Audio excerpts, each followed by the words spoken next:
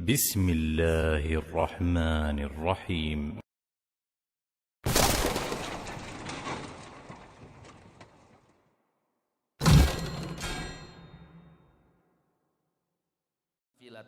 Udilat bifaridotin, itu diantara riwayat yang masyhur, karena di bulan Ramadan orang ngerjain ibadah yang wajib pahalanya 70 kali lipat, orang ngerjain yang sunnah jadi pahala wajib. Itu dia tuh yang dimaksud Rasulullah, kita mengerjain kerjaan sunnah itu dapat pahala wajib. Artinya apa? Dari sekarang niatin yang sunnah, kita niatin jadi wajib, fatwa diri kita tuh. Makanya di antara persiapan niat kebaikan kita suruh rencanakan dong. Misalnya berkaitan sholat sunnah apa aja yang kita udah siapin: duha, tasbih, sholat sunnah, tahajud, sholat sunnah, suruk, sholat sunnah, sebutin, kita catat tuh di lemari. Ini kita kudu kerjain, ini kita kudu kerjain, ini kudu kerjain sunnah yang jadi wajibnya buat diri kita nih: rotib, qobliyah, ba'diyah wajib, duha wajib, wajib. Jadi kita niatin wajib semua tuh, itu sunnah. Yang kedua, tadarrus, persiapin Quran, amalan sunnah baca Quran, cuman jadiin wajib. Kita siapin Qurannya, kita udah pilihin, udah jangan ganti-ganti Qurannya, udah itu aja tuh Qurannya kita bawa itu. Pokoknya kita jadiin tuh Quran satu, kita tempatnya kita khususin, Qurannya udah kita khususin. Nah itu namanya orang udah niat bebeneran tuh.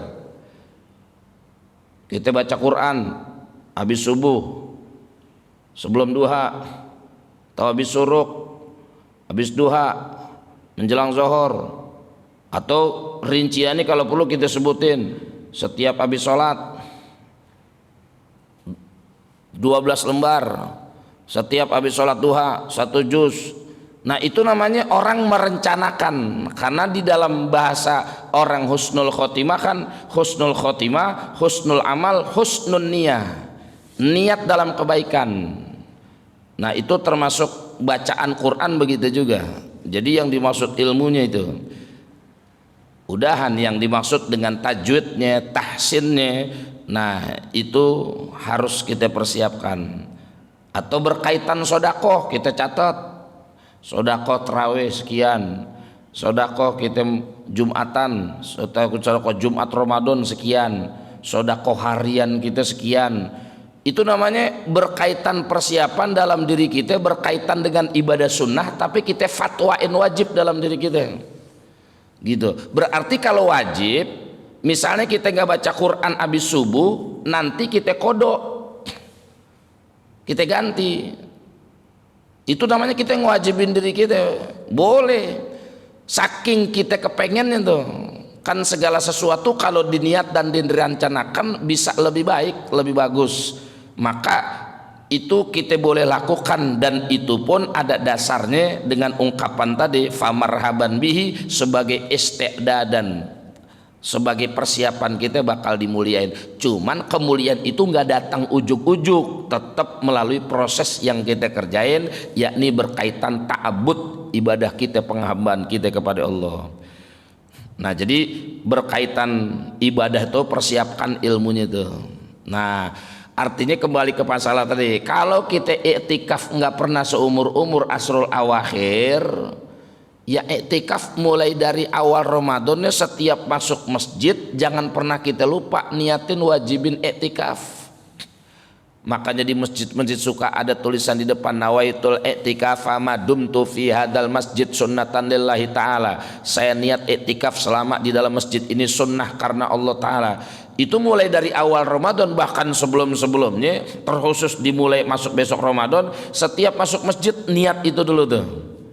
Sebelum kita sholat tahiyatul masjid, nawaitul i'tikafa ma dumtu fi hadzal masjid sunnatan lillahi ta'ala.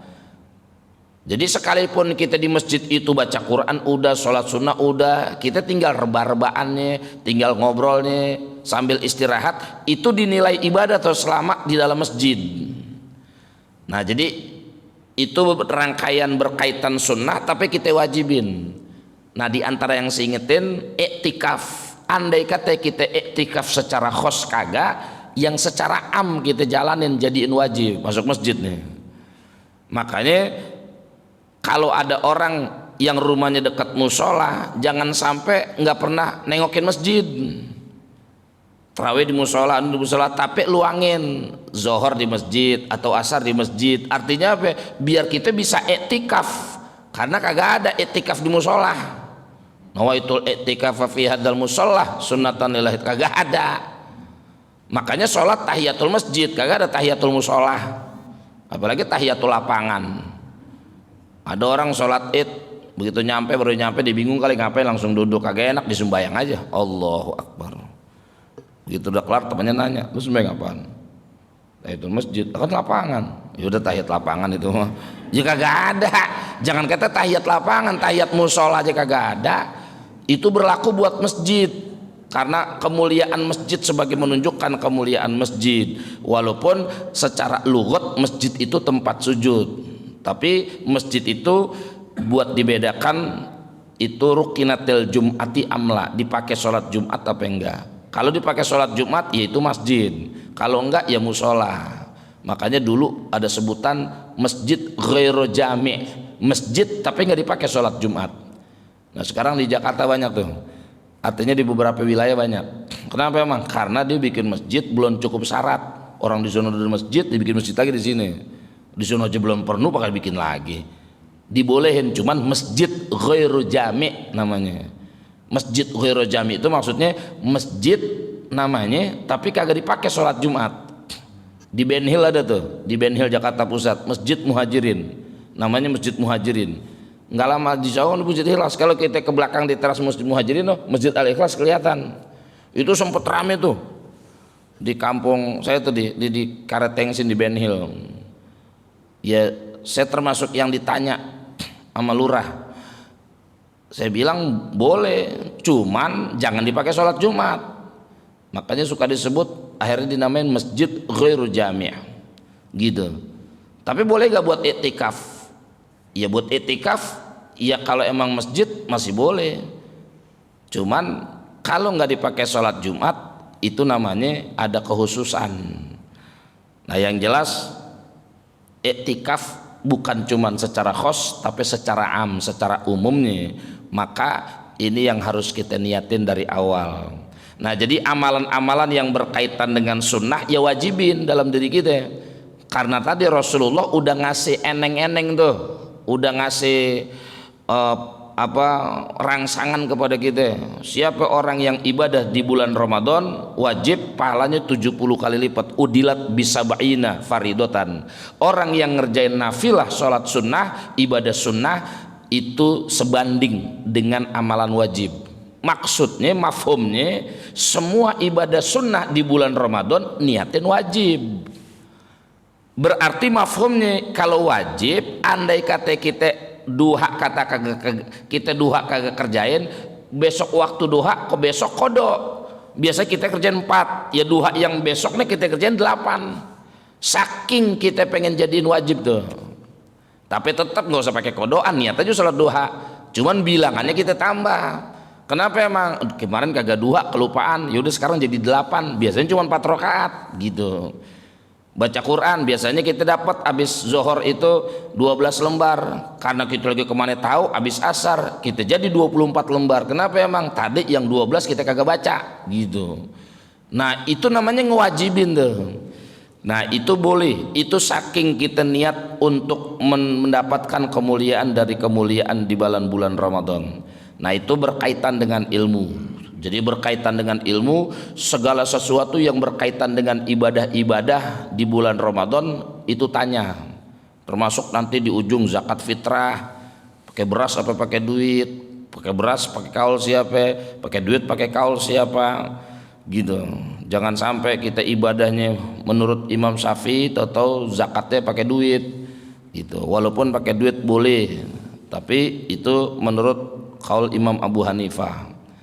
Nah jadi hal berkaitan dengan ilmu di bulan Ramadan itu kita siapin. Itu termasuk dengan tathhirun nufus, kepada zahir, kepada hati, kepada tathhirul diri, kepada hukukun anillah.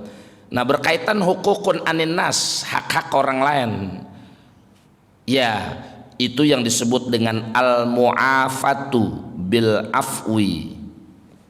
Kita minta maaf, minta ridho, minta ikhlas, minta ridho, minta ikhlas. Kalau kata Habib Abdullah bin Alul Haddad nih, ini kalau kita baca pendapat beliau kita girang nih. Namanya manusia kan, kita kalau gedek sama orang, apalagi kalau udah gedeknya mau ucus-ucus, kita ngelihat mukanya kita ogah. Jangan kata mukanya disebut namanya, lo jangan sebut tuh, gue enak sama dia, gitu tuh. Nah tapi kalau bulan Ramadan kita mesti belapang dada sebenarnya, harus tuh. Lah jangan sampai bulan suci hati kita masih berbulu. Itu yang takutnya nanti haba mansur, ibadah kita seperti debu bertaburan. Jangan. Maka masih ada jalan. Andai kata kita masih enak sama orang, tapi tetap kalau bahasa ulama-ulama, di antara lain Al Habib Abdullah bin Al Haddad, di antara lain Imamul Ghazali, minimal sebelum tidur kita istighfarin tuh orang, maafin, ya Allah ampunin fulan, kita enaknya masih fulan nih, fulan, ya Allah maafin, saya maafin segala kesalahan dia, saya doain kesalahan dia, yang jelas-jelas emang dia salah. Kan yang jadi masalah kadang-kadang kita ogah minta maaf lah dia yang salah. Kalau bahasa egois kita sebagai manusia biasa, enak aja gue yang nyamperin dia, nyamperin gue, lah dia yang salah. Kalau Ramadan mah gak kata gitu tuh, yang lebih afdol yang nyamperin. Cuman susah kita buat belapang dada kadang-kadang. Maka kita kalau lagi malam atau mau tidur suruh istighfarin tuh orang. Artinya minta maafin, kemudian mintain maafin. Ya Allah, saya ampunin, saya maafin itu orang tersebut. Ya Allah, ampunin orang tersebut. Gitu. Nah, itu saking kita pengen menghormati bulan Ramadan tuh. Walaupun sih kita belum ke rumahnya, tapi kita udah bilang sama Allah setiap mau tidur atau setiap habis sholat kita maafin. Ya Allah, ampunin dia. Nah, itu namanya bener-bener kita saking pengen menghormati bulan Ramadan, maka tathirul al-huquqan anin nas itu sama orang minta redho, minta ikhlasnya tetap kita kerjain. Nah itulah berkaitannya kenapa kalau mau Ramadan lebak kuburan di mana aja rame, kuburan di mana aja rame, mau di kampung di kota pasti kalau udah mau rame kuburan tuh rame. Nah itu salah satunya menjalankan itu tuh. Kalau orangnya kagak ada maka udah meninggal kita doain. Nah doain itulah yang akhirnya pendapat ulama kalau emang kuburannya dekat datengin ziarah, apalagi orang tua minal akrobin dan dari beberapa kerabat. Nah itu dianjurin kita dalam rangka mendoakan. Nah makanya kalau kita bicara silaturahim, kata sebagian ulama silaturahim itu ada bil ahya kepada orang hidup, ada silaturahim bil amwat, silaturahim kepada orang yang udah meninggal, ya dengan jalan doa, dengan jalan mengistighfarkan atau dengan jalan ziarah. Walaupun kelihatannya datang ke kuburan, tapi karena tektoknya manfaatnya buat yang hidup. Kata Rasulullah, fa innaha, karena dengan sebab ziarah turiqul qalbu, bisa melunakkan hati, wa tudzakkirul akhirah, dan bisa ngingetin alam akhirat, au tudzakkirul maut, atau mengingatkan kematian. Nah, jadi itu yang berkaitan dengan al-huquq wan nas. Bahkan kalau orang hidup kita samberin, kita girangin, yang hidup tuh namanya idkhalus surur, termasuk kepada orang tua. Karena pongkolnya hablum minan nas itu orang tua. Jadi sebelum kita tetangga dekat, teman dekat, saudara, orang tua dulu. Bahkan termasuk idkhalus surur. Makanya budaya di tengah-tengah kita datengin orang tua bawa teng-tengan, itu dalam rangka idkhalus surur. Kita kasih ya minimal pokoknya girangin apa yang bikin girang orang tua, kita girangin tuh orang tua kalau mau Ramadan khususnya gitu. Makanya bahasa orang dulu bilang kalau datang ke orang tua jangan mau datang lenggang, begitu no ngisi balik, begitu no jalannya rata, begitu pulang dari orang tua miring. karena apa yang di rumah orang tuanya didorong-dorong sama dia sih. Nah itu kebalik, artinya begitu datang orang tua kita miring, begitu keluar dari rumah orang tua lenggang kita tinggalin. Nah itu intinya dalam rangka idkhalus surur, memberikan kesenangan kepada orang tua, walaupun orang tua dalam kesenangan itu asal ditengokin, ditanya kabarnya udah girang. Jadi jangan sebaliknya, mafhumnya jangan sampai nyakitin orang tua.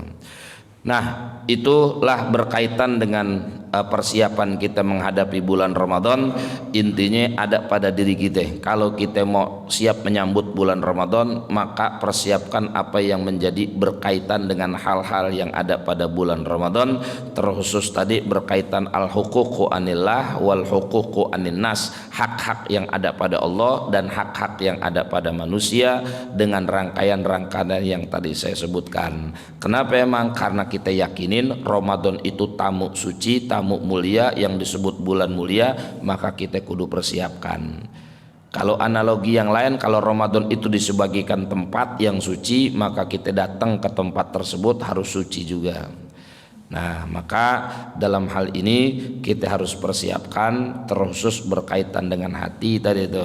Jangan sampai masuk bulan Ramadan diawali dengan sesuatu yang ada khilafiyah. Kita tetap harus bijak menjaga hati kita, karena seperti yang kita dengar, ada yang Sabtu, ada yang hari Ahad, ada yang Sabtu, ada yang hari Ahad. Perbedaan sekarang jadi bukan perbedaan hisab doangan ame ru'yah. Di dalam ru'yah sebenarnya dari dulu, itu mah dari dulu, cuman karena sekarang ada TV, ada teknologi, jadi ramenya sekarang sebenarnya. Contoh perbedaan kayak guru Jirin Bekasi itu dari dulu tuh, artinya beliau istiqmal itu dari dulu. Istiqmal itu melengkapi Ramadan jadi 30. Jadi khawatir itu dalam rangka ihtiyat, menjaga kehati-hatian. Jadi hisab itu dipakai dan akhirnya istiqmal. Karena sekarang perbedaan itu bukan cuma masalah Muhammadiyah NU, orang gitu, Muhammad ikut Muhammadiyah, ukut NU ikut Muhammadiyah, begitu sekarang mah orang. Sekarang mah enggak begitu. Ya kalau disebut kita atas nama NU, secara NU juga, walaupun secara resminya udah bilang Ahad, tapi beberapa NU menetapkan ya yang sekarang ada. Ya kayak yang masyhur itu yang tersebar tuh NU Nganjuk, itu ya hari ini. Ada beberapa NU beberapa tempat di wilayah-wilayah tertentu ada yang hari ini. Kenapa? Emang karena perbedaan darjah tadi tuh dalam ngelihat hilal. Imkanur ru'yah apa enggak, memungkinkan ngelihat ru'yah apa enggak gitu. Ru'yah itu memungkinkan apa enggak. Kalau emang memungkinkan, nah nanti perbedaan di darjah lagi. Darjah ada yang di 2 darjah udah cukup, ada yang mesti di 7 darjah. Jadi ada yang kubroh, ada yang sugro. Kubroh itu pada bilangan besar, darjah bilangan besar, sugro itu bilangan kecil. 2 darjah udah cukup syarat gitu. Nah itu mah dari dulu, sebenarnya dari dulu. Cuman karena sekarang ada televisi diangkat diramin sekarang. Jadi itu doang tuh 2 darjah. Nah makanya tadi saya bilang ada yang puasa hari Kamis, dari Kamis. Dia mah yang di Padang itu dia ngelihatnya kagak pakai hilal, kagak pakai hisab, ngelihat laut. Dia ngelihat laut. Nah makanya tadi saya bilang itu mah mudabdab, nggak bisa dianggap bener, masih remeng-remeng itu tuh. Karena ngikut kaul yang mana saya juga bingung tuh. Ngelihat laut dia mah tahu bagaimana caranya. Laut tawar apa? Pokoknya dia ngelihat laut. Tapi pengikutnya banyak tuh. Cuman itu suka salah sangka tuh, orang sangkanya Thariqah Naqsabandiyah Qadiriyah. Saya juga belum tahu lebih banyak itu Thariqah Naqsabandiyah mana. Adapun Thariqah Qadiriyah Naqsabandiyah yang umum tuh kayak Abah Anom, kemudian yang di Kaduparasi Labuan, sama dia ngikut pendapat yang 2, antara yang 2, yang sugro yang kubro. Kalau dia darjah yang kecil, darjah yang besar. Jadi kayak guru saya nih, saya ngaji nih, makanya saya minta redo sama guru. Kayak guru saya mau Kiai Haji Maulana Kamal Yusuf, kayak Mahfud As-Sirun di Jakarta nih, kemudian Al Habib Rizik bin Husain Shihab, itu di hari ini nih puasanya, itu puasanya. Tapi ada beberapa guru saya juga ya pada besok, diantaranya Ki Haji Sukron Makmun, itu beliau hari ini, itu kan sesama guru. Nah makanya saya tanya, datang ke beberapa guru, saya jadi suul adab gak kalau nggak ngikut guru yang ono, ngikut guru yang ini? Kagak, selama masih ada kaul maka itu nggak suul adab kita sebagai murid gitu. Jadi saya ngikut juga ngikut hari ini yang ngikut guru gitu. Makanya guru pesan Nabi bilang ngikut sidang isbat, bahasanya walaupun dari bahasa tetap mesti diikutin. Nih ngikut sidang isbat, jangan bilang semata-mata lu kapan, gue mah nunggu pengumuman pemerintah. Jangan ngomong gitu tuh, nunggu hasil sidang isbat. Jadi taklid kita tuh ke sidang isbatnya, jangan ke pemerintahnya. Apalagi kalau kita yakinin pemerintah pada zolim, pemerintah zolim kagak boleh diikutin, nggak boleh. Makanya kita taklidnya niatnya ke sidang isbatnya. Sidang isbat itu di situ ada ulama-ulama yang udah ditunjuk, yang udah dipilih. Di situ walaupun ada politisi, andai kata ada politisasi dalam sidang isbat, itu udah di luar tanggung jawab kita itu mah. Tapi yang jelas taklid kita ke sidang isbatnya. Jadi kalau kita ngomong biasain tuh, ente kapan puasa? Aneh mah bagaimana hasil sidang isbat begitu. Cuman kan namanya orang kadang ngaji kagak ngaji, gue mah nunggu pemerintah. Ya kemarin lo maki-maki pemerintah, sekarang lo tungguin, gimana sih gitu. Nah jadi yang ngikut begitu tuh ya karena sidang isbatnya, karena itu salah satunya dasarnya sumu li ru'yati waftiru li ru'yati, berpuasalah kau engkau, artinya tentuinlah Ramadan itu dengan ru'yah, dan berbukalah artinya berlebaranlah dengan ngelihat ru'yah. Nah karena secara nasional orang yang ngelihat hilal itu udah ditentukan, yang di daerah ono di sini, yang di daerah Jakarta ono di sini, yang di daerah Banten di sini. Nah itu udah dipilih dan di situ ada pakar-pakarnya berkaitan dengan ulama yang ahlinya. Nah udah kita percayain sepenuhnya secara nasional di situ. Jadi kita bukan karena pemerintahnya, tapi karena ulamanya ada di situ sidang isbat. Adapun ada andai kata naudzubillah, andai kata ada politisasi di dalam sidang isbat tersebut, itu udah di luar ranah kita tuh, di luar tanggung jawab kita. Yang jelas kita taklidnya karena sidang isbatnya, karena Ramadan itu salah satunya sumu li ru'yati waftiru li ru'yati. Jadi nunggu sidang isbat gitu. Jadi banyak juga kemarin orang WA sama saya tuh, gimana barkin kapan? Jawaban saya sesuai dengan guru begitu. Saya sedang tetap bagaimana nunggu hasil sidang isbatnya gitu. Walaupun ada beberapa guru yang udah nentuin hari Sabtu hari ini, tapi kayak Cilongok, Abauci itu besok. Kemudian kalau yang di Banten Cidahu, Pandeglang, Abu Yadimiati keluarganya itu besok. Cikadun khususnya yang di Banten itu, cuman ada juga memang ada juga yang hari ini. Tapi ala kulli hal dua-duanya min qaulaini sahihaini, dua-duanya pada kategori kaul yang sahih. Selama masih masuk pada kaul yang sahih, walaupun itu kaul, walaupun dhaif masih ada, boleh dijalanin. Jadi sekarang bukan masalah hisab ame rohiyah. Kalau bahasa orang sekarang orang awam mah bukan masalah Muhammadiyah MNU. Ya NU-nya sendiri itu mulai rame, padahal mah dari dulu, cuman sekarang karena ada media jadi diramein gitu. Dan akhirnya sisi jeleknya kadang-kadang jadi nyinyiran. Kata Muhammad dong, gue dong kompak, lu mah turut-turut ribet amat gitu.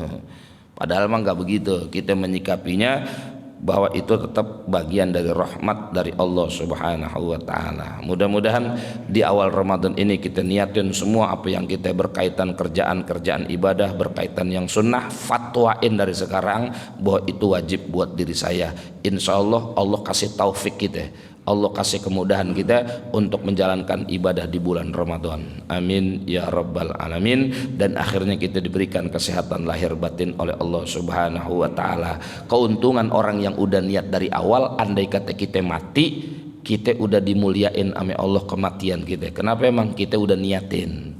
Nah, jadi itu harapan kita, dan kalau kita diberikan panjang umur, insya Allah darajah ketakwaan ada pada diri kita semua. Mudah-mudahan insya Allah pada waktunya dan akhirnya kita diberikan kesehatan lahir batin oleh Allah Subhanahu wa taala, dan insya Allah keluarga kita juga dijaga oleh Allah Subhanahu wa taala, dan mudah-mudahan arwah-arwah kubur kita semua diampunin Allah Subhanahu wa taala. Al-Fatihah.